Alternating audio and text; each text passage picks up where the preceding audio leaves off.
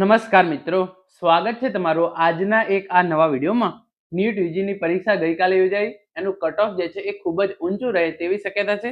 સાથે સાથે આપણે એ પણ જોઈશું કે નીટ યુજીની આન્સર કી ક્યારે જાહેર કરવામાં આવશે, રિઝલ્ટ ક્યારે જાહેર કરવામાં આવશે, એડમિશનની પ્રક્રિયા છે એ ક્યારથી ચાલુ કરવામાં આવશે। પરંતુ જે મેઇન વાત છે, કુલ કેટલા વિદ્યાર્થીઓએ નીટ યુજીની પરીક્ષા આપી અને આ વખતે કટ ઓફ ગઈ સાલ કરતાં પણ 15 થી 20 માર્ક્સ જેટલું ઊંચું રહેશે તેવા પૂરેપૂરા ચાન્સીસ છે। તો એની પણ ચર્ચા આપણે આજના આ વિડીયોની અંદર કરીશું। તો સૌપ્રથમ કેટલા વિદ્યાર્થીઓએ પરીક્ષા આપી એના માટે તમે જોઈ શકો છો, સમગ્ર દેશમાં એક જ સાથે એક જ સમય લેવાયેલી નીટની અંદર 22.80 લાખના રજીસ્ટ્રેશન સામે 97% વિદ્યાર્થીઓની હાજરી। તો કુલ 22,80,000 કરતાં પણ વધારે વિદ્યાર્થીઓએ જે છે એ નીટ યુજી માટે રજીસ્ટ્રેશન કરેલું હતું અને એની અંદર 97% કરતાં પણ વધારે વિદ્યાર્થીઓ જે છે એ હાજર રહ્યા હતા। ગત વર્ષ કરતાં સરળ પેપર રહ્યું, પરંતુ ફિઝિક્સના પ્રશ્નોની અંદર ઘણા બધા વિદ્યાર્થીઓ છે એ અટવાઈ ગયા હતા। આપણે એક્ઝેક્ટ આંકડો જોઈ લઈએ તો તમે જોઈ શકો છો, 22.80 લાખ સામે 97% હાજરી નોંધાઈ હતી અને ઓવરઓલ પેપર સરળ રહેવાને કારણે કટ ઓફ સામાન્ય ઊંચું જાય તેવી શક્યતા છે।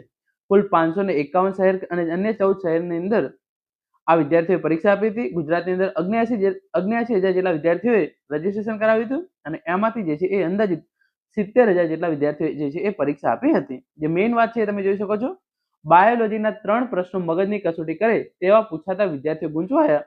યુજી નીટમાં 180 પ્રશ્નો સરળ રહ્યા, ગત વર્ષથી 15 થી 20 માર્ક્સ મેરિટ ઊંચું જવાની શક્યતા। તો ગયા વર્ષ કરતા મેરિટ આ વખતે 15 થી 20 માર્ક્સ ઊંચું જાય તેવા પૂરેપૂરા ચાન્સીસ છે। અમદાવાદના 20 કેન્દ્રો પર પરીક્ષા યોજાઈ, રાજ્યના 80,000 પૈકી 70,000 વિદ્યાર્થીઓ જે છે એ પરીક્ષા આપી હતી। કુલ આ પ્રમાણે તમે જોઈ શકો છો, 720 પ્રશ્નો વિદ્યાર્થીઓને ઈઝી લાગ્યા હતા। કેમિસ્ટ્રી બાયોલોજીના 100 પ્રશ્નો ઈઝી લાગ્યા હતા અને ઓવરઓલ કટ ઓફ જે છે એ આ વખતે ઊંચું જાય તેવા પૂરેપૂરા ચાન્સીસ છે।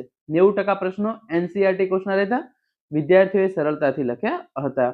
હવે વિદ્યાર્થીઓ માટે મેઇન પ્રશ્ન છે, આન્સર કી મેના સેકન્ડ વીકમાં જાહેર થાય તેવી શક્યતા છે। આન્સર કી ક્યારે? તો મેના સેકન્ડની અંદર પ્રશ્ન છે કે રિઝલ્ટ ક્યારે આવશે? તો જૂનના પહેલા વીકની અંદર નીટનું રિઝલ્ટ જાહેર કરવામાં આવશે અને એડમિશન પ્રક્રિયા જૂનના અંતમાં જાહેર કરવામાં આવશે। તો તમારા 3 પ્રશ્ન છે, આન્સર કી ક્યારે? તો મે મહિનાના સેકન્ડ વીકની અંદર નીટની આન્સર કી જાહેર કરવામાં આવશે, રિઝલ્ટ જૂન મહિનાના પહેલા અઠવાડિયાની અંદર જાહેર કરવામાં આવશે અને એડમિશન પ્રક્રિયા જૂન અંતમાં શરૂ કરવામાં આવશે।